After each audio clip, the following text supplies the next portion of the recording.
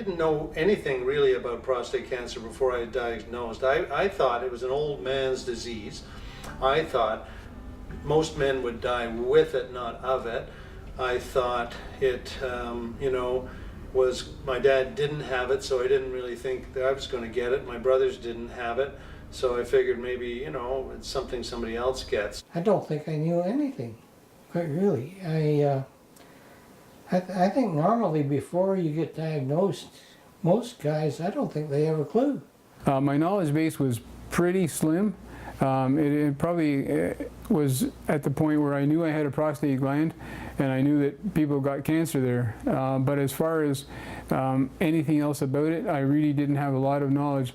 I wish I knew, first of all, what the prostate was, because I knew I had a prostate, but I wasn't really too sure. What does this organ in my body do? So I wasn't too sure about that. I was also told by friends that, oh, you're going to be incontinent, you'll have erectile dysfunction, you're going to have all of this. So in other words, there was somewhat of the fear-mongering. So I wish I knew a little more about that, or that I had perhaps maybe researched about it, or maybe listened to the media a little more about what prostate cancer is all about. Because then I could sort of go back to my friends and sort of say, no, wait a minute here, that doesn't necessarily happen to everybody with treatment. So what I really wish I would know and had known is the fact that it's a man's disease. I wish that more men would talk about it. I recommend procure.ca. It's a website out of Quebec, very, very good. Of course, the Prostate Cancer Canada website is good. There's some phenomenal websites and chat rooms that people can go to. Do a little bit of Google searching and you'll find them. And people who are going through the experience at every stage will be talking about it. Some of it's pretty grim. It's not all happy news. But you can learn a great deal from those websites, and patients talking to patients, and caregivers are involved, and so on and so forth. You can go and do the research, a lot of the research yourself. So when you go to talk to the doctor, you're much more familiar with what is being discussed, and you have a better idea of what questions to ask. And don't be afraid to ask the questions. That's important. I had 3-4 friends, acquaintances who had gone through prostate cancer treatment previously. And they were very willing to talk to me when I called them, and spent quite a bit of time on both the phone and face-to-face talking to them. The second area was through Wellspring. I found a prostate cancer support group in the Oakville, Mississauga area that I find, and still do find, extremely useful to go and dialogue with. And a lot of the information that helped me through the treatment, I learned from the people at the centre and at the support group. And thirdly, I did a fair bit of research in the internet. The one thing I would tell people is, don't spend time looking on the net, because there's so much misinformation on the internet when it comes to prostate cancer, or probably for any other disease. Most of it is written by people who are trying to sell something or the other, so stay far away from it. The information that I received that was helpful came from Wellspring.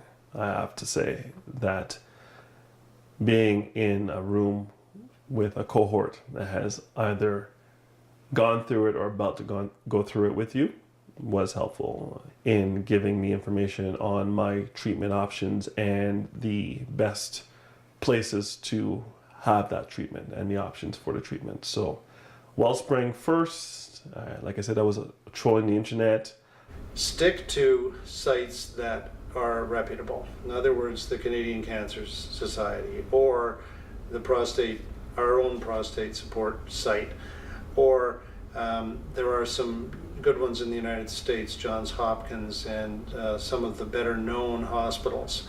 But believe me, there are all kinds of quack sites that will tell you that they can cure prostate cancer. Beware of the internet and the information that's on there. Start with your local support groups, start with your local cancer groups, and then if you still need something, consider the internet. But don't start there, you'll get overwhelmed. It's just a disaster.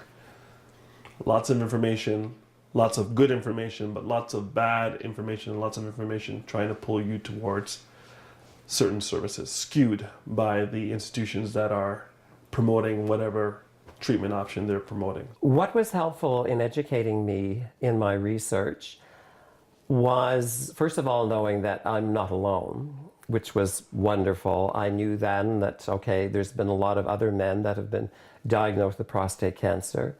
So therefore, that was actually very helpful for me, knowing that.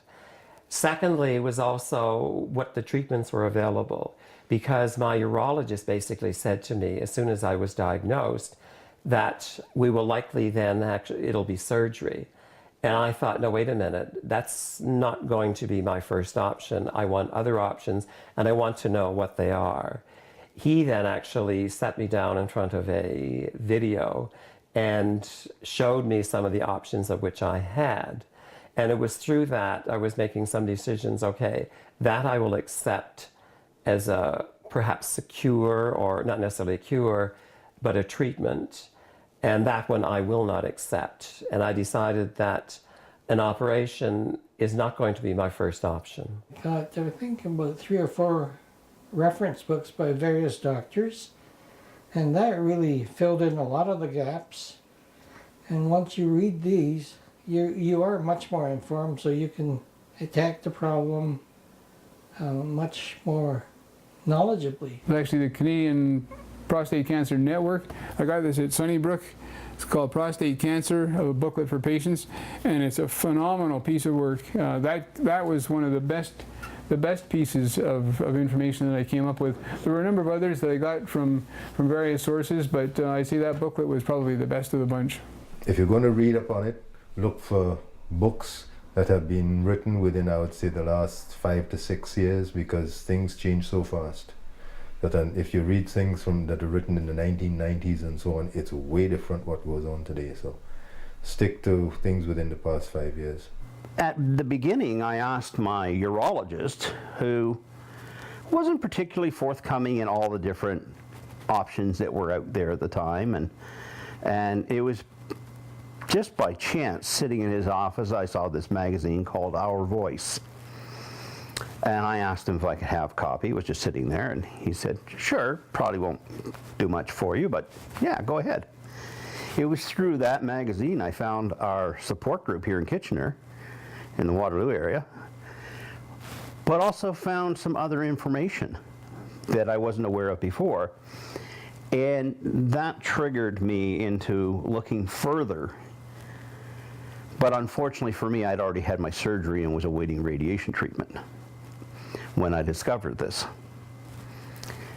It was after going to Roswell Park in Buffalo for my radiation treatments that I really started to take a serious look, because frankly, I didn't want other men to have to go through what I was going through.